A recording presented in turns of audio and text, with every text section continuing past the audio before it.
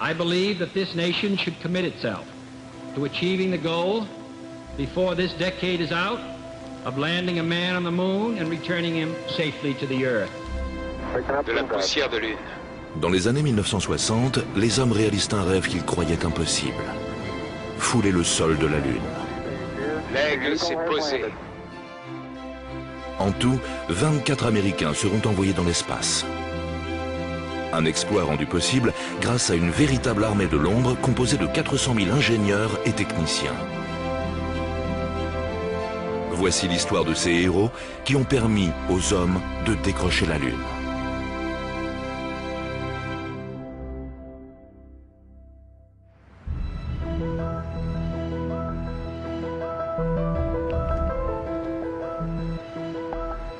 Washington, 1961. Le discours de Kennedy est dans tous les esprits, mais l'élite des ingénieurs aérospatiaux se demande si son projet est vraiment réalisable. Le discours de Kennedy m'a abasourdi. J'allais être au cœur de l'action, mais je me demandais quand même si tout ça était raisonnable, car à l'époque, on était encore cloué au sol.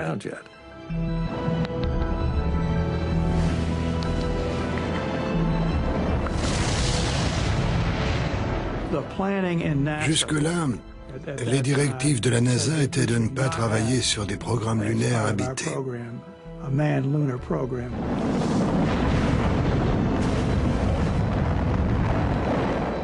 On n'était pas assez au point avec nos fusées pour perdre du temps avec ça.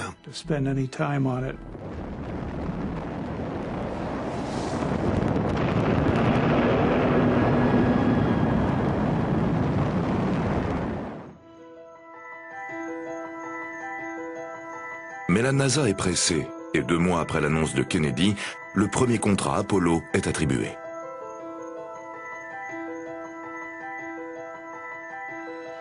Il ne concerne pas la fusée, mais un système destiné à guider la fusée jusqu'à la Lune. Si vous regardez tous les contrats majeurs, que ce soit pour la construction des fusées, du vaisseau spatial, des capsules, du module lunaire, aucun n'a été attribué avant des mois, voire des années. Cela donne une idée de l'importance que les dirigeants de la NASA accordaient au guidage jusqu'à la Lune. Le contrat revient au Massachusetts Institute of Technology, le MIT, et soulève une controverse immédiate.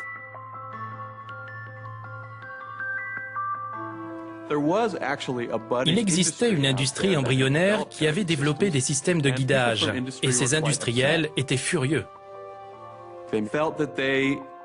Ils estimaient qu'ils auraient dû pouvoir participer à un appel d'offres, d'autant que d'ordinaire, le gouvernement ne passait pas de contrat avec des universités pour construire du matériel de mission.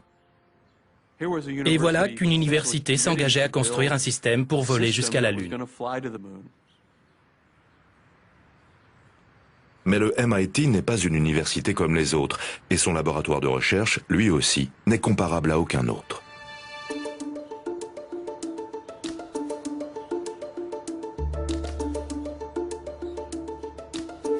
Le laboratoire d'instrumentation est dirigé par un ingénieur charismatique et haut en couleur, Charles Draper. La politique de notre laboratoire est de mettre l'accent sur les technologies du monde réel. Draper était un personnage truculent. Il avait la particularité d'avoir étudié la psychologie et la physique, et grâce à cela, il avait une vision très perspicace des scientifiques avec qui il collaborait. Bob Simmons a été l'un de ses élèves. Il m'a dit, tu n'auras pas d'argent pour les nanas, tu n'auras pas d'argent pour les chevaux, mais tu vas t'amuser comme un petit fou. Sur le mur, il y avait une pendule dont il pouvait contrôler la vitesse. Tout à coup, il était 5h30 alors que votre montre n'indiquait même pas 5 heures. Et il appelait sa secrétaire.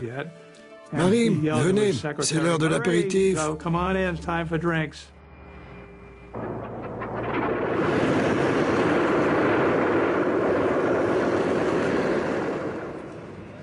Mais au-delà de ses excentricités, Draper est un ingénieur déterminé qui a attiré l'attention de la NASA grâce à un système révolutionnaire d'aide à la navigation. Bonjour Art. Bonjour professeur Draper. Baptisé guidage inertiel, ce système ingénieux lui a permis en 1953 de guider un avion de Boston à Los Angeles sans aucune référence à des points de repère extérieurs.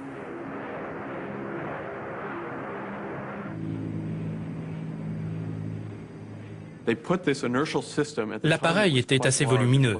Il faisait à peu près la taille d'une bombe atomique. Ils l'ont monté à bord d'un bombardier de l'Air Force et ils ont traversé tout le pays.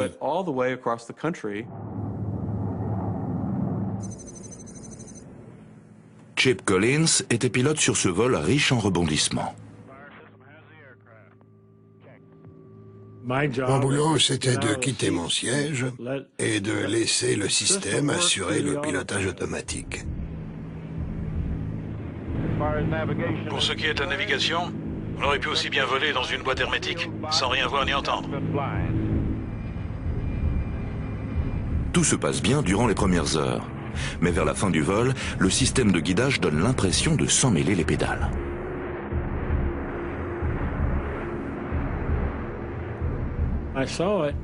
J'ai vu ça, et là j'ai entendu le prof me demander « Mais qu'est-ce qui se passe devant ?» J'ai répondu « Je ne sais pas trop, le système veut nous faire virer à droite. » Ça s'agitait à l'arrière, ils essayaient de comprendre ce qui se passait, ce qu'il fallait faire. On en était à la 11e heure de vol, et la machine avait l'air de perdre la boule.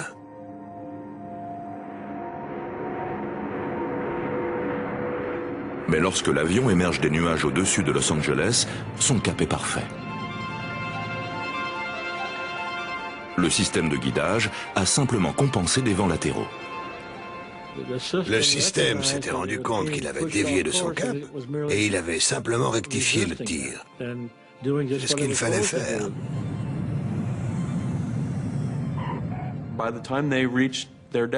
Ils ont rejoint l'aéroport d'arrivée en s'en remettant uniquement au guidage inertiel. Ça fait une sacrée route depuis le MIT. Merci de nous avoir autorisés à venir. Une nouvelle étape a été franchie vers l'ère des voyages spatiaux.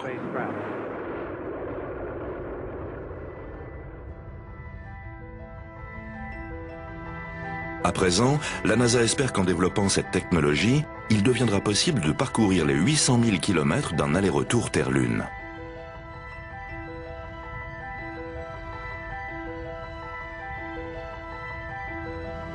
Le défi est colossal.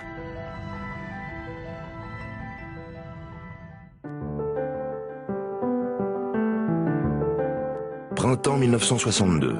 Les ingénieurs du MIT commencent à travailler sur le système de navigation d'Apollo. Leur point de départ sera le système de guidage révolutionnaire de l'université. Il se compose d'un assemblage de gyroscopes et d'instruments destinés à mesurer les changements de direction. Il mesurait à peu près la taille d'un ballon de basket. Et à l'intérieur, il y avait des gyroscopes extrêmement précis. Toute la tâche des gyroscopes consiste à maintenir la plateforme parfaitement à plat et alignée dans ce que l'on appelle l'espace inertiel. Il ne s'agit pas d'un espace relatif à la Terre ou à l'horizon terrestre, mais d'un espace abstrait. Lorsqu'on fait tourner un gyroscope, il reste sur un axe fixe, peu importe ce qui se passe autour. Ainsi, il fournit une base tangible à partir de laquelle les mouvements peuvent être calculés.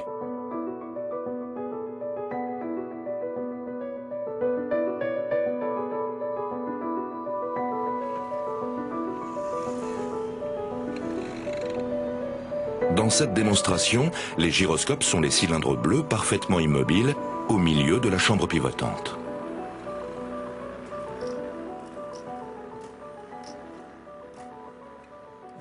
Sur cette plateforme, il y a des accéléromètres, des instruments indépendants qui mesurent les accélérations. Ils détectent si l'appareil avance ou recule, vire à gauche ou à droite, monte ou descend, en se référant à la plateforme fixe. En tenant le registre de ses mouvements, on peut connaître sa position précise à tout instant.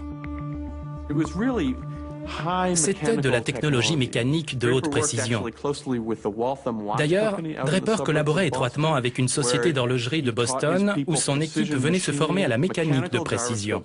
Les gyroscopes tournaient de façon toujours plus exacte et avec de moins en moins de friction et d'usure. C'était comme fabriquer la montre la plus précise de tous les temps. Personne n'a encore essayé de produire des instruments aussi précis. Draper impose de nouvelles normes d'hygiène et de propreté. Quand des employés revenaient de vacances et qu'ils avaient séjourné dans des endroits ensoleillés, il leur interdisait de travailler à l'assemblage des gyroscopes car leur peau risquait de peler. Et ils interdisaient aux femmes de mettre du maquillage. Le composant le plus problématique est le roulement à billes des gyroscopes. Dans l'espace, les distances sont immenses. La plus infime imperfection peut conduire à des inexactitudes désastreuses. Les uns après les autres, les gyroscopes se cassent les dents sur les niveaux de performance que l'on attend d'eux. Les gens s'en prenaient à notre service et nous demandaient pourquoi on n'arrêtait pas de rejeter leurs gyroscopes. Et inlassablement, on leur répondait, on ne les jugeait pas assez fiables. J'ai très vite commencé à me demander dans quoi j'avais mis les pieds. Au bout de 2 mois, je savais que ce boulot allait nous en faire baver. Personne ne savait si le système serait un jour suffisamment fiable pour être utilisé seul. L'équipe du MIT lui ajoute un instrument que les marins utilisent depuis des siècles lorsque la Terre n'est plus en vue, le sextant.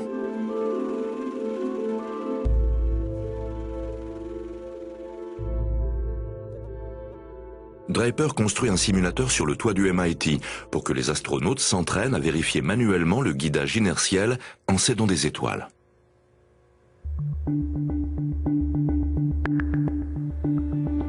Mais le laboratoire va devoir fournir un autre équipement capital. Durant les expériences menées en avion, Draper a eu recours à un système électromécanique simple pour lire les données des gyroscopes et les transformer en instructions de vol. Le voyage vers la Lune nécessitera un outil beaucoup plus sophistiqué, un ordinateur numérique moderne.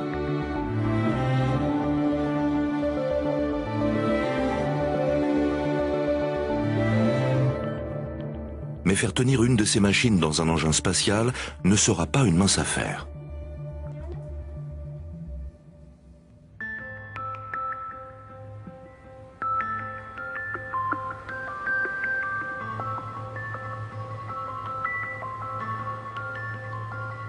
Les ordinateurs du début des années 60 sont énormes. L'idée de fourrer un de ces monstres dans un engin spatial paraît grotesque.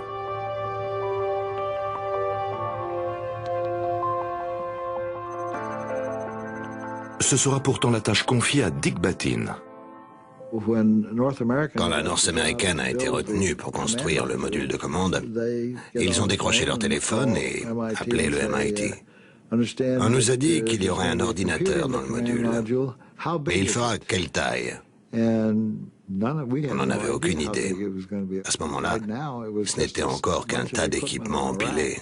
On s'est demandé ce qu'on pourrait bien leur répondre et pour finir, j'ai dit « Va pour 1 mètre cube. On n'a qu'à dire qu'il fera 1 mètre cube. » Ce nouvel ordinateur s'appuiera en grande partie sur une technologie toute récente qui utilise des puces électroniques. Malheureusement, leurs fabricants répètent encore leur gamme et personne ne peut répondre de leur fiabilité. Un de leurs tests consistait à plonger toute une batterie de puces dans un bain de fréon. Après quoi, ils les sortaient, les séchaient et les pesaient. Et si une seule de ces puces pesait quelques microgrammes de plus qu'avant son immersion, cela signifiait que du fréon avait pénétré dans un petit trou et que la puce était défectueuse. À cause de ces quelques microgrammes, la puce était rejetée et toute la fournée avec.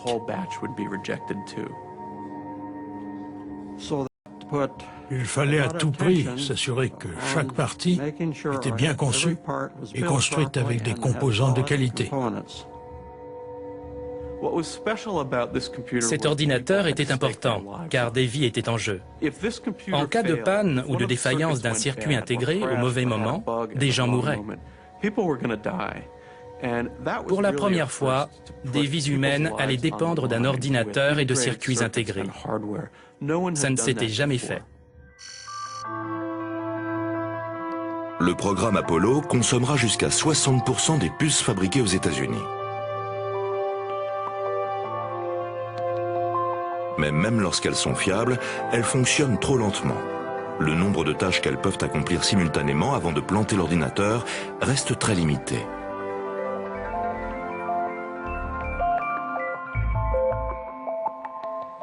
Pendant un moment, il semble que cette technologie ne sera jamais à la hauteur.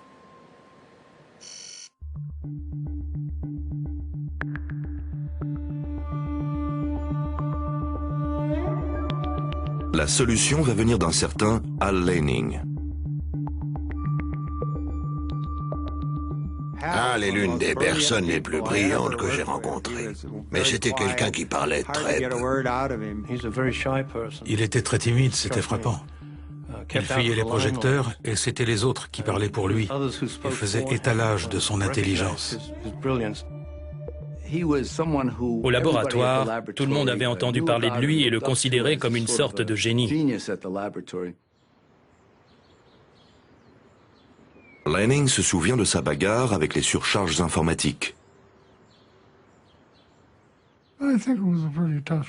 C'était une tâche difficile. On tenait beaucoup de réunions pour déterminer de quoi on pouvait se passer, ce qui pouvait être réduit, quel chevauchement faire, les libertés qu'on pouvait prendre. L'idée de Laning est simple et radicale. Il faut s'assurer que les tâches importantes auront la priorité. Dans les années 60, les ordinateurs fonctionnaient avec une technique d'exploitation d'un même ordinateur par plusieurs utilisateurs qu'on appelait le partage de temps.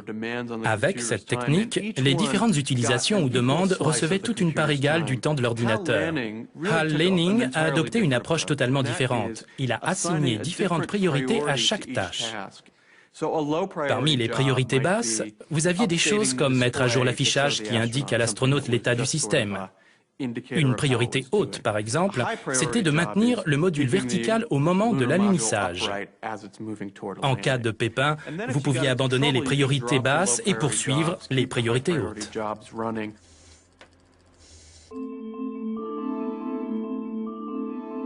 Mais l'évolution des ordinateurs sème la confusion à la NASA. Cette technologie est si récente que personne ne sait exactement de quoi elle est capable. Doit-elle assurer la navigation de toute la mission ou simplement offrir une assistance aux astronautes? Tout au long des années 60, on a vu des groupes d'astronautes et des groupes d'ingénieurs travailler ensemble au laboratoire d'instrumentation. C'était presque comme si les astronautes essayaient de négocier un rôle pour l'opérateur humain. Au cours des années qui vont suivre, cette confusion ambiante va poser de sérieux problèmes à une nouvelle sorte de scientifique baptisé ingénieur en logiciel. Quel type de programme doivent-ils concevoir? Que devront-ils faire? Et combien en faudra-t-il?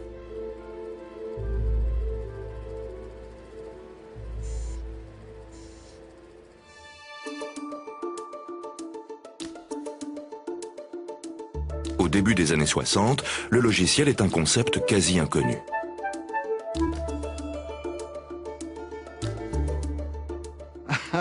Je suis rentré chez moi et j'ai dit à ma femme que j'allais être chargé des logiciels. Elle m'a répondu, « Je t'en prie, n'en parle pas à nos amis. » Ça avait l'air d'un truc complètement bidon. Le mot venait à peine d'être inventé à l'époque, et le contrat d'origine mentionnait simplement « Bien entendu, le laboratoire d'instrumentation écrira les programmes ». Mais au final, définir la tâche des logiciels a été un problème majeur.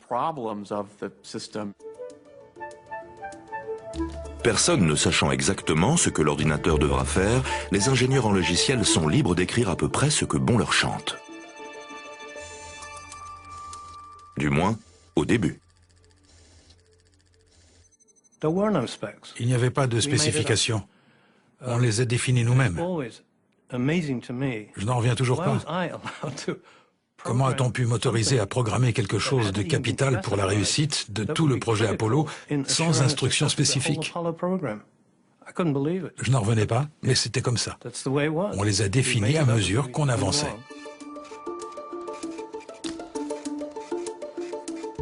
Le manque de spécifications aboutit à une prolifération de logiciels à une époque où la programmation est terriblement laborieuse. Chaque programme doit être écrit à la main, puis transformé en carte perforée pour être lu par l'ordinateur. Quand on souhaitait vérifier l'avancée de nos travaux pendant la journée, on devait souvent attendre des heures avant d'avoir le document de sortie sous les yeux. On se tenait là et on regardait les feuilles sortir. Un fichier pouvait faire quelques millimètres d'épaisseur, mais quand on ratait son coup, on pouvait se retrouver avec un fichier de 60 cm d'épaisseur. Mais le vrai problème, ce n'est pas la débauche de papier, c'est la mémoire. L'ordinateur en manque. Au total, la mémoire de l'ordinateur du programme de guidage équivaut à 72 kilooctets en unité moderne. De nos jours, un lecteur MP3 à 100 € possède 50 000 fois plus d'espace de stockage. De plus, les disques qui stockaient ces programmes étaient fragiles et peu fiables.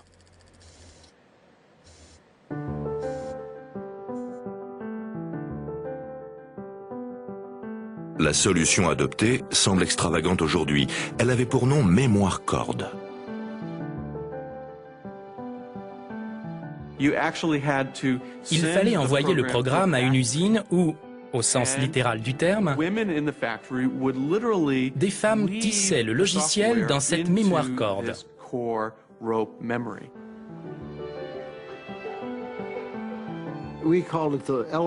On surnommait ça la méthode de l'APV, la méthode de la petite vieille. Ça n'était pas très délicat. Aujourd'hui, on ne pourrait plus dire des choses comme ça. Les codes informatiques sont composés de 1 et de 0. Dans le cas de cet ordinateur, la distinction était physique. Margaret Hamilton était l'une des rares femmes ingénieures à participer au projet. La corde est fabriquée avec des anneaux et des fils. Quand le fil passe dans l'anneau, ça représente un 1. Quand il le contourne, c'est un 0. Le procédé est extrêmement lent. Un programme peut mettre des mois à être tissé et en cas d'erreur, la corriger est un véritable cauchemar.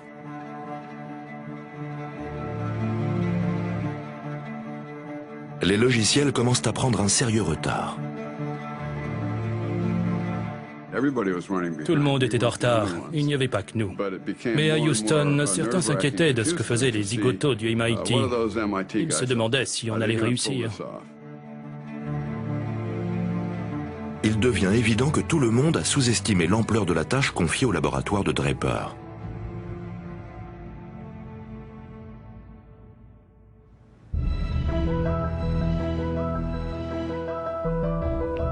En 1966, la NASA envoie un expert, Bill Tyndall, pour rétablir la situation. Bill Tyndall a fait le point sur les programmes informatiques et il a tiré la sonnette d'alarme. Il a écrit au siège de la NASA en leur disant « Je crains que nous n'arrivions pas à aller sur la Lune avant la fin de la décennie car les programmes ne seront pas finis. » C'était une déclaration fracassante. Alors qu'on construisait des fusées immenses, des rampes de lancement, qu'on entraînait des astronautes, ces fichus programmes allaient nous empêcher d'aller sur la Lune et de respecter le délai fixé par le président. C'était une situation inédite. Bill Tyndall passe les travaux du labo au peigne fin. Il trouve de nombreux doublons dans le programme qui le rendent inefficace.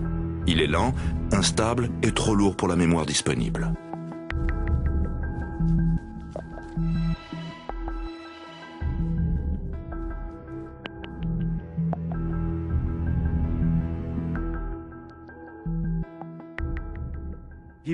Lors de ses passages au MIT, il s'est mis à envoyer des flopées de mémos au siège de la NASA.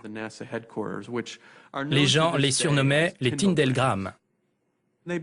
En gros, il disait que le MIT était en train d'échouer. Ces gens ne faisaient pas assez attention et il leur manquait la discipline d'une grande organisation. Ce n'était plus un projet de recherche et il allait falloir qu'ils deviennent plus sérieux. Tyndall remonte quelques bretelles. Tyndall est venu au laboratoire un vendredi 13. Déjà, ça commençait mal.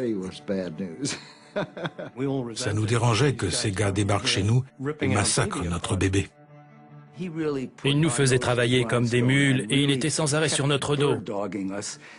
Vous me servez le même refrain que la semaine dernière. Ce sera quoi la semaine prochaine? Vous m'aviez dit que ce serait prêt, etc., etc. Ça n'en finissait plus. À force, on le trouvait de plus en plus arrogant. À mesure que des programmes sont rejetés, un vent de rébellion se lève. Les gens du laboratoire d'instrumentation ont fini par se rebiffer. On a organisé une réunion avec tout le monde pour se plaindre des conditions dans lesquelles on travaillait. Au milieu de l'année 1966, Draper voit s'envoler son rêve d'un système de navigation qui aurait géré toute la mission. À partir de là, ils ont décidé que la navigation se ferait essentiellement au sol. Les ondes radio seraient la source de guidage principale et l'ordinateur de bord ne serait plus qu'un système auxiliaire.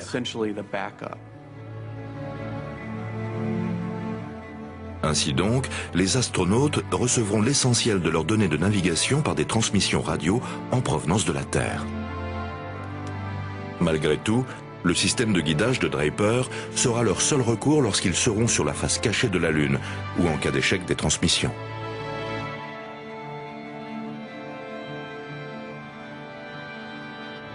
Mais même avec ces objectifs réduits, rien ne garantit que le système sera au point suffisamment tôt.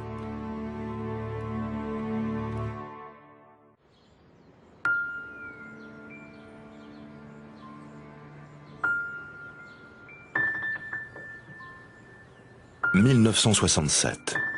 Alors que la date limite fixée par Kennedy approche, au laboratoire du MIT, c'est la course contre la montre. Les ingénieurs font de longues journées, trop longues pour certains. En ce qui me concerne, je pense que ça a contribué à l'échec de mon premier mariage. On a presque tous fini par divorcer. Je ne sais pas s'il y a un lien direct, mais c'est certainement plus qu'une simple coïncidence. Ma femme a demandé aux enfants, « Devinez qui vient dîner ce soir. » Papa? Ils ont répondu ça parce que je n'étais presque jamais à la maison le soir.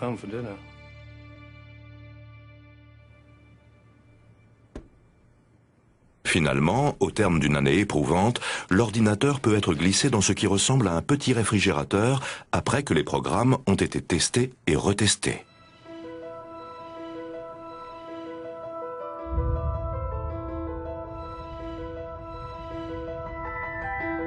En octobre 1968, Apollo 7, la première mission habitée du programme, est un succès. Pendant 11 jours, les 3 astronautes en orbite autour de la Terre se servent d'un sextant pour vérifier le système de guidage automatique.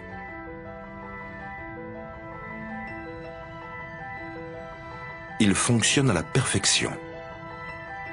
Il est temps de passer à l'étape suivante.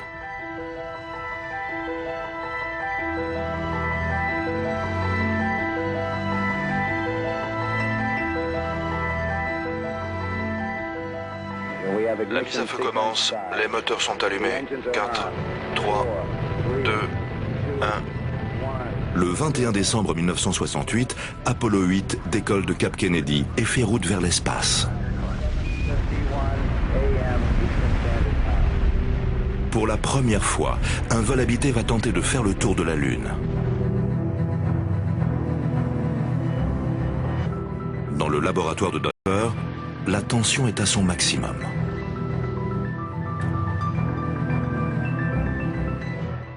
C'était incroyable, on se disait. Alors tous ces appareils fonctionnent finalement.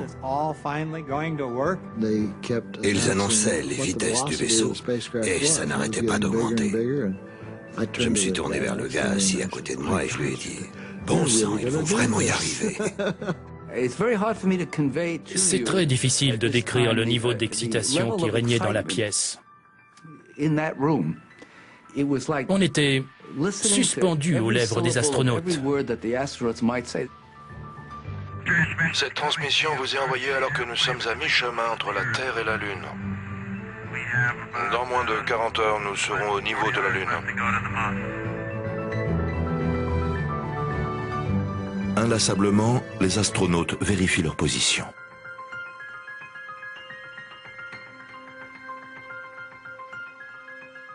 Jim Lovell voulait démontrer qu'il était possible d'assurer la navigation à bord du vaisseau grâce au sextant. Il l'a fait à de nombreuses reprises et il a prouvé que ça fonctionnait très bien.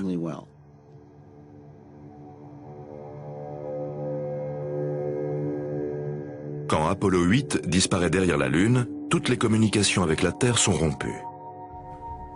À présent, ils dépendent entièrement du système du MIT. On ne recevait plus rien.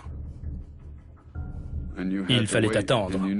Et en fonction du moment où on entendrait de nouveau leur voix, on saurait s'ils étaient entrés en orbite lunaire, s'ils n'étaient pas sur orbite, ou s'ils étaient à mi-chemin, ce qui aurait été encore pire. On savait tous à quel moment on devrait les réentendre si tout se passait bien.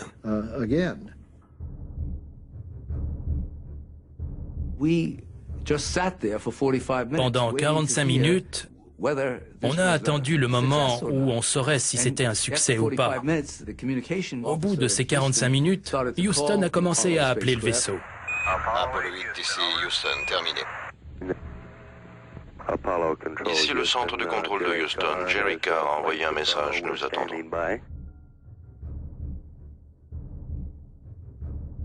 Personne n'a répondu et tout le monde s'inquiétait.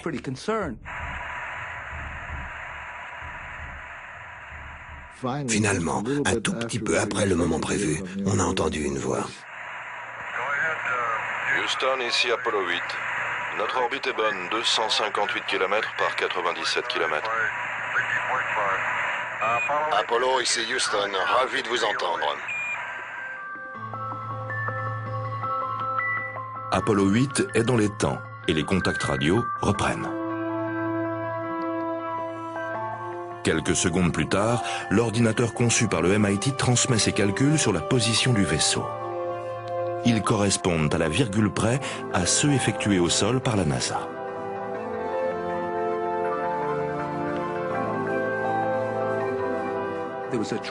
Il y eut un soulagement énorme dans la salle. Les cris de joie fusaient, on exultait. Ce qu'on avait produit fonctionnait.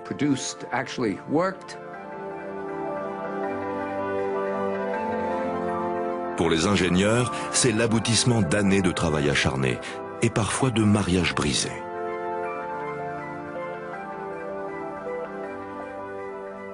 Je me revois en train de regarder ça chez moi, la veille de Noël 1968.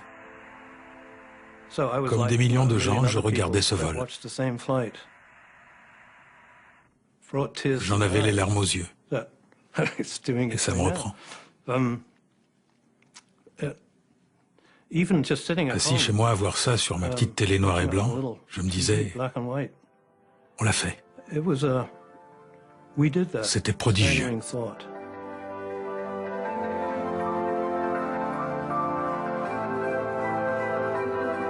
Mais à présent, l'ordinateur qui a aidé à faire le tour de la Lune va devoir accomplir une tâche encore plus difficile, assurer l'alunissage.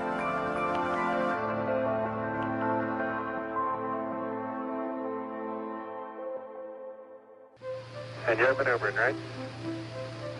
We'll be 21 juillet 1969. Apollo 11 est au 5e jour de la mission qui va amener l'homme sur la Lune. Apollo 11, ici Houston, feu vert pour la séparation. Quand le module lunaire se sépare du module de commande, L'aigle a des ailes. Armstrong et Aldrin sont à 12 minutes de la surface de la Lune. Votre machine volante a fière allure, Eagle, bien que vous soyez à l'envers. J'en connais un autre qui est à l'envers. Ils sont sur le point d'exécuter une procédure encore jamais testée dans l'espace. Sans ce programme, il serait impossible de se poser.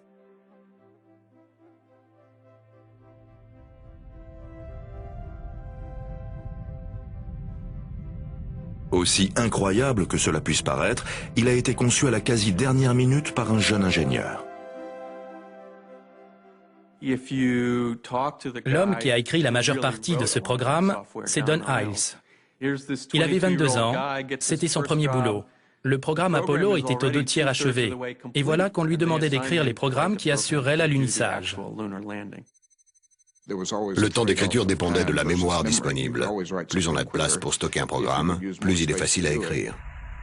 Non seulement ce programme est totalement nouveau, mais il sera aussi l'un des plus compliqués que le MIT ait jamais eu à concevoir.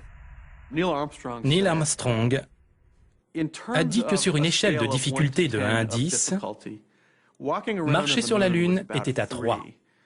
Se poser sur la Lune était à 13. C'était la plus complexe série d'opérations enchaînées de toute la mission Apollo.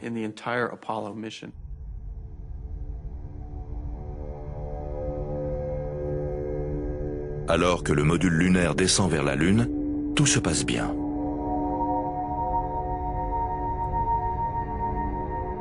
Mais tout à coup, une alarme se déclenche.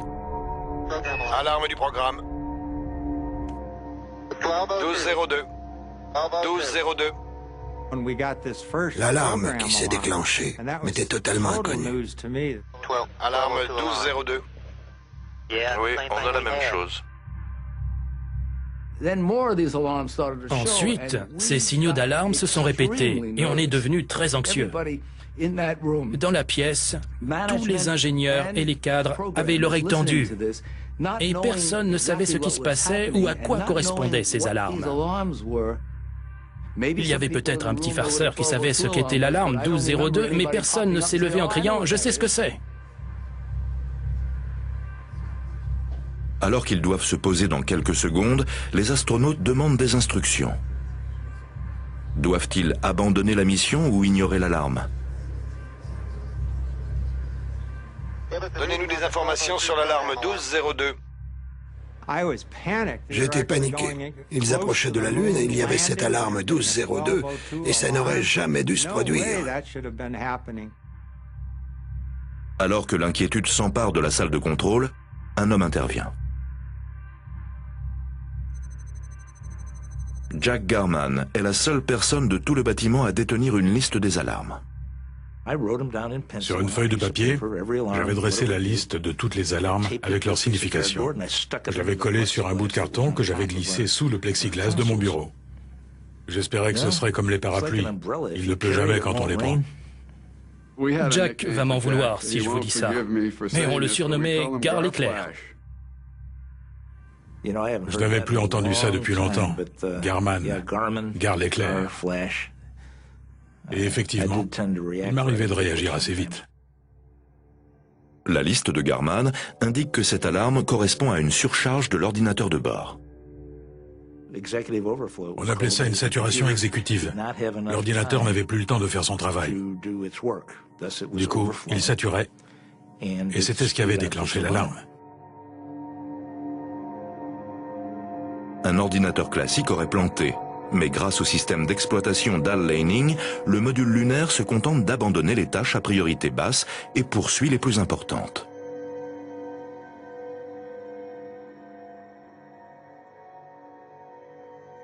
Il n'y a aucune menace immédiate. Garman donne le feu vert pour qu'il se pose. Contrôleur de vol, vérification pour atterrissage. Rétro. OK. Dynamique. OK. Guidage. OK. Telcom. OK. GNC. OK. ICOM. OK. Eagle, ici Houston, vous avez le feu vert.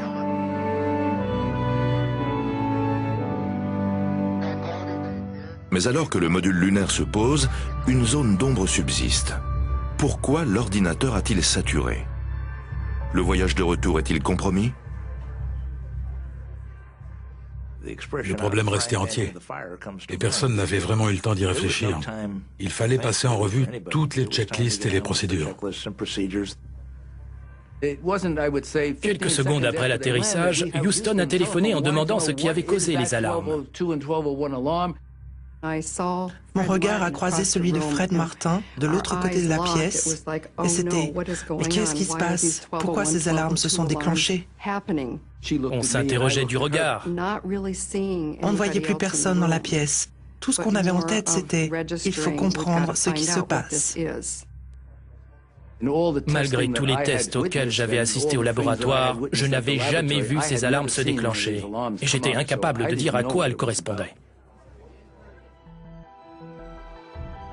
Ils finissent par découvrir l'origine du problème. La checklist de Buzz Aldrin lui a indiqué de lancer le radar de retour trop tôt, et l'ordinateur a été incapable de traiter cette opération en même temps que les données d'atterrissage.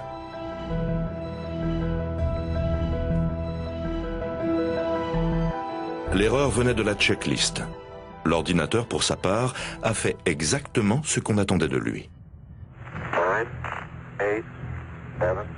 Il n'y a pas de danger. Et après 22 heures passées sur la Lune, Armstrong et Aldrin reçoivent le feu vert pour rentrer.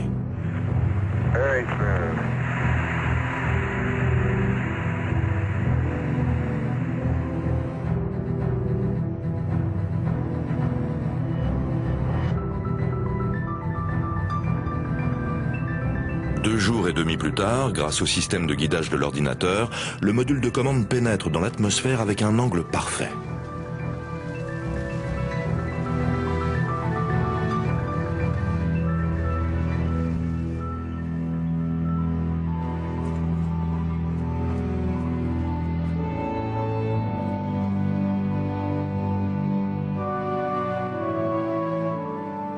J'en ai pleuré. Et je n'ai pas été le seul, à mon avis. C'était l'apothéose. Apollo 8 avait sans doute marqué l'étape la plus décisive. Mais le grand moment, c'était celui-là.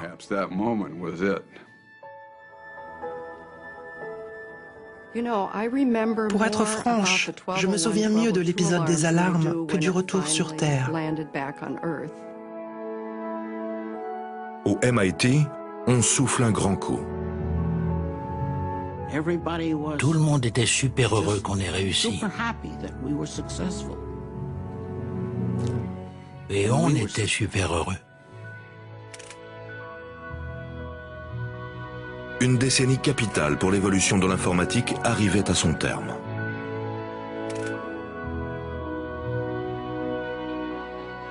Et pour bon nombre de ceux qui ont participé à cette entreprise, elle reste la chose la plus remarquable qu'ils aient réalisée. J'ai passé une bonne partie de ma vie à travailler d'arrache-pied pour produire les logiciels de guidage qui m'ont permis d'aller sur la Lune et que les astronautes ont laissé derrière eux. Là-haut, il y a des codes que j'ai écrits. C'est ma fierté. Une chose que j'ai créée est sur la Lune. Je trouve ça fabuleux.